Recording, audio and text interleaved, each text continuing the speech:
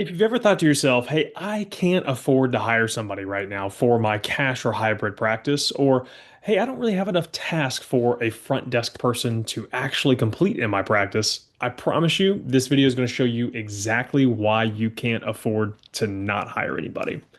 And so in this video, I want to break down three things that really every cash and hybrid practice owner that I talk to needs to understand before they decide not to hire. Number one, I'm going to talk about why avoiding a hire at the front desk can be a huge source of your revenue roller coasters you're experiencing in the practice. Number two, I'm going to talk about how I don't have enough task is actually just a symptom of your front desk chaos, not really a reason to avoid hiring. And then number three, I want to talk about the hidden financial and personal implications of you trying to handle all of your front desk stuff long term. And this is the exact symptoms and kind of framework that I used in my own practice. And I had these symptoms for the nearly 12 to 13 months before I finally got tired of it and actually decided to hire a front desk person. And it allowed me to hire a virtual admin. And within 30 days, that completely stabilized our practice, our revenue, and eventually allowed us to actually grow and be able to add other providers to our clinic. So let's get right into it. Really, the first big main thing that I think most cash practices are unsure of why they want to hire a front desk person is because your revenue kind of does this number, right? It looks like a little bit of a roller coaster. Yeah, you have one month that's really good, and then 2 or 3 months that are kind of slow, and you just have this inconsistency. And so it leaves you this personal thought that, man, I just don't know if I make enough money to actually be able to offload this front desk because I'm not consistent enough. And certainly there are some seasonalities and those kind of things that might play into it as well, right? Like, around Christmas and New Year, things just kind of tends to slow down. People push this type of, ancillary care to the back burner. And ultimately they pick these things back up in January. Or for us, we have a ton of people that travel on vacation in late June and early July that tends to correspond with the 4th of July. And so for us, we know to expect that. And so you get some seasonality, plus you get some bottlenecks at your practice because you're busy, and it can lead to a lot of inconsistencies. And because you haven't seen that before, or you don't have enough data to determine that, you just say, well, hey, I just don't think I actually have the ability to hire somebody. I'm just not busy enough, or I don't have enough tasks for them. But really, some of the biggest reasons that the revenue roller coasters are happening in your practice are actually because you get too busy to follow up with people. And this was the exact symptom that I had in my practice, and really the exact thing that happened to me. And I see it with so many other practices, is that we hustle really hard. We start spending money on ads, or we're out doing marketing in the local community, and we're just out hustling. We're really striving to try to get to people where they want to go. And so we work really hard. And then from there, our schedule starts to really pick up. And then what happens is we get way too busy. And so now our marketing kind of disappears. And we have patients who are texting in to reschedule. And you just say, well, look, I'm busy. Like, I don't have time to deal with them. They're kind of a tire kicker anyway. So let's get them out of here. And then from there, what ultimately happens is our schedule starts to thin out again. And therefore, our revenue also starts to drop. And so now we start to freak out a little bit, and we get back out. We start hustling again. We start pounding the marketing. We really maybe turn our ad spend back up. And ultimately, this thing starts to happen again is because we get busy. Now we can't follow up with people. And these patients who were maybe in between and I can't get to leads quick enough, they start calling other clinics. And now I've got a big, giant leaky bucket. And now this rat race just continues. And this same thing happened to me for 12 months. And I had somebody telling me I needed to hire somebody, and I just kept pushing it off, pushing it off, pushing it off. And ultimately, I was getting in the way of my own growth simply because of this. And so I hear owners say this all the time where it's like, hey, I only get a few calls a day, or, I can handle all of this myself. And the reality is you can in the short term, but eventually you start to carry so many balls and so many weights in the practice that eventually you're going to start to drop those balls. And this kind of revenue roller coaster is a very common and particular thing that I want you to be able to recognize as soon as it's happening, as opposed to you kicking the can down the road for 12 months.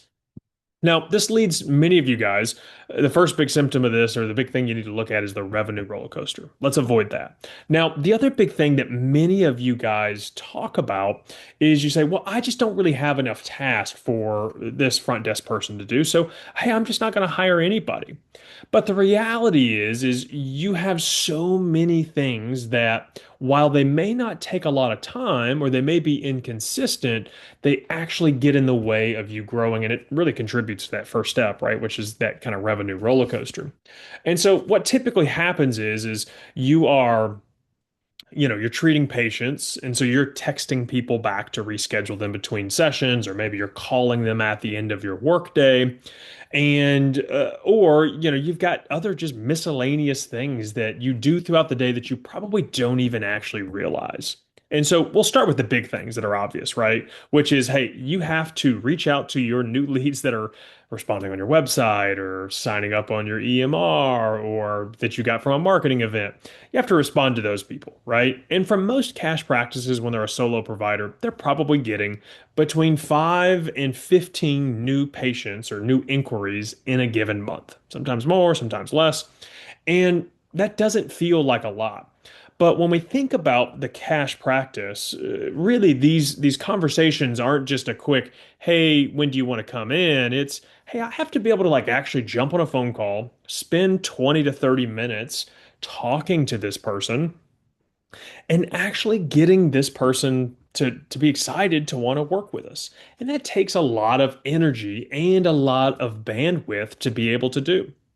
And not to mention, you have some people that may reach out to you that may not even respond, right? They're busy, and so you make a contact with them. Let's say they respond sometime on a Friday afternoon, and you're busy treating patients all day on Monday.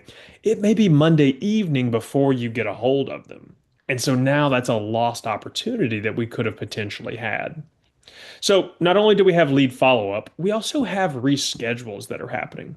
You're going to get probably 10 to 15% of your schedule is going to move on any given week. And so what happens is you've got a patient who's texting in to reschedule. And while it may only take you 3 to 4 minutes to send a text message, look at your schedule, there's actually a lot of mental energy that is being expended, being tasked with this thing. Hey, you maybe were in deep work, maybe you were sending an email to a patient, or maybe you were working on your notes, and then you got a text message to reschedule somebody. That completely breaks your train of thought, and now you have to shift back over to that.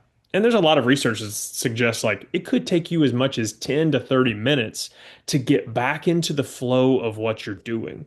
And so while this may have only taken you 5 minutes to reschedule this patient via text, if you had an admin who was completely working on that, it wouldn't have taken you that much longer to do your notes or some other marketing task or something else in your practice.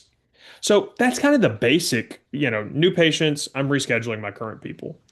But there's also some other things that you do that you don't realize, which is, hey, I get an email from a patient and you have to respond to them.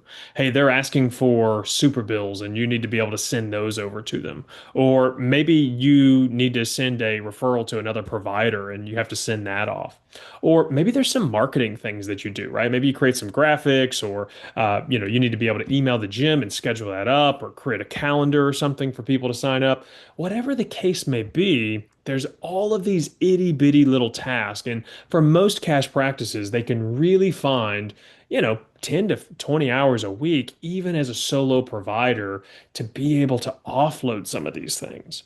And really, what that allows you to do is it really solves symptom number one of this, which was that revenue roller coaster, right? How do I get out of this rat race? And when you can actually focus on treating your current patients, and then from there, really focus on continued marketing and continued growth, it allows you now to go on to hire another provider for your practice and actually have that stability that you're looking for.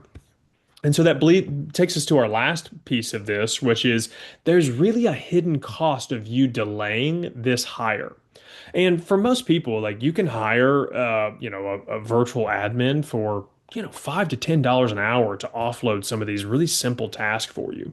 Or maybe you hire somebody local for really $1,500 to $2,000 a month. You can substantially offload a lot of things off your plate. But what's happening is you're losing a lot of revenue, and it's also taking a tremendous mental toll on you to try to do all of these things for your practice.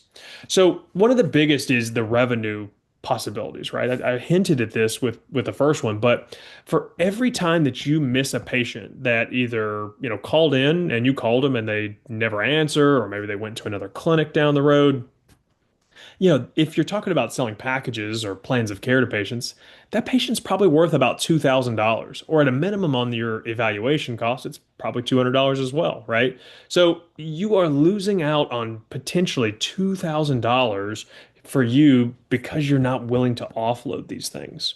And if you miss one patient a month at two, or one patient a week at $2,000, that's a lot of money, right? Like that's $8,000 in many cases that you could have potentially recouped. And then you offload that to an admin and you're still positive $4,000 to $6,000 simply because you actually took the step to hire somebody. And that's ultimately what you want to have happen, right? So not only do we have that monetary cost of potential new patients that are reaching out, but there's also the monetary cost of patients who actually just fall off your schedule, right? Where hey, I had a patient. They were on the schedule. I saw them once or twice. They texted in to reschedule. I completely missed the text, or I texted them back and then they ghosted me and I forgot about them. And so I guarantee you there is at minimum 2 to 4 patients a month that this is happening to as well. And you're too busy to follow up with them because your schedule's full, right? Or you're maxed out doing all the other things in the practice. And so not only do we have new patient opportunity lost, but we also have current patients who are lost just in the wayside, right?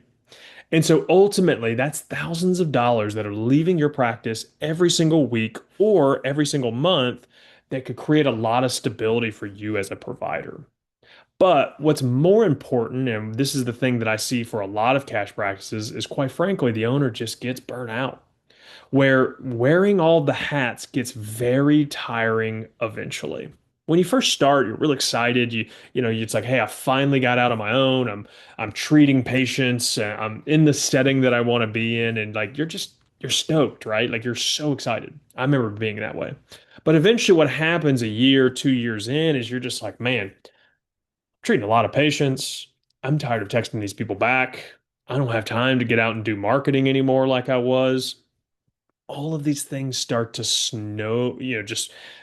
just ultimately snowball and get out of control.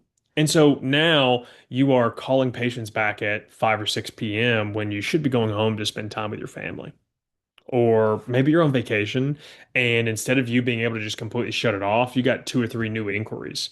And you can't ignore those because ultimately you need the new patients to actually grow, which is frustrating, right?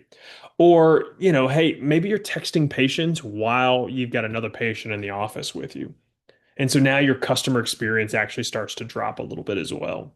And quite frankly, it just makes you look bad when you have a patient who opts in on a Friday afternoon and you don't get back to them until Monday evening. Suddenly, patients aren't going to trust you quite as much. And now it's even harder to convert people and your conversion rate drops. And so now you just start to feel the weight of all these things. And eventually, you may feel great right now, but eventually you can't continue to do all of these things forever in your practice. And this is where you really have to just take the leap and ultimately say, hey, I am now responsible for somebody else's payroll. Ultimately, I just need to grow the practice. And so now when you offload these tasks, even some of these mentally expensive tasks, like, hey, I'm texting a patient at my kid's game or in between patients, and now I'm trying to get back into the flow of things. When you offload that and you now have focus and you say, hey, I'm responsible for this other person now, suddenly what happens is you start to say, all right, I have to grow this so that I can afford to pay for this person. And the good news is if you can get an admin who's a rock star for you, man, you will absolutely crush it long term in your practice. Because now you've freed up time, you get a bit of a mental reset, and then you can really step in and really get back to the grind and grow in your practice. And that's going to help delay some of that burnout that happens. Because ultimately, your practice is only going to grow as much as you feel like it can, right? And if you're feeling burnout and you're feeling exhausted, your practice isn't going to grow. And eventually you're going to have to make the decision, do I want to continue this feeling or do I just leave this profession altogether or do I just stay in this kind of minor zone of my practice forever? And I think that's what most providers do. They don't actually love the idea of managing a lot of people or they don't love the idea of growing a big practice simply because they feel stuck and they're worried because they feel burnout. And something as simple as an admin for $1,500 a month can really move the needle for them. So this is one of my favorite topics because I know I felt this so long in my practice as well. But ultimately, this can have a profound impact. I want you to be able to recognize the revenue roller coaster that you might potentially be on or prevent it from happening. I want you to think about the itty bitty little task that you can offload that you do throughout the day. And then lastly, what I want you to think about is how much money am I leaving on the table, and what effect is this having on me personally that I just kind of equate and chalk up to this is part of business to what is it that I could potentially offload for as cheap as, $1,000 to $1,500 a month. And so now that you have an understanding of like how not hiring can actually affect your practice, and if you want to learn more about what it's like to potentially hire somebody at the front desk, I have a team of completely trained virtual admins that I'm ready to plug into your practice in as little as 7 to 10 days. And they have been trained on all these systems and processes to be able to step into your practice, convert patients as well as you do without losing them to these insurance objections. So, what you can do is you can click the link down below. You can actually book a call with me. We'll break down your practice, figure out where the bottlenecks are, and we'll see if this makes sense for you in your practice. Either way, we'll see you on the inside of that call or on the next video.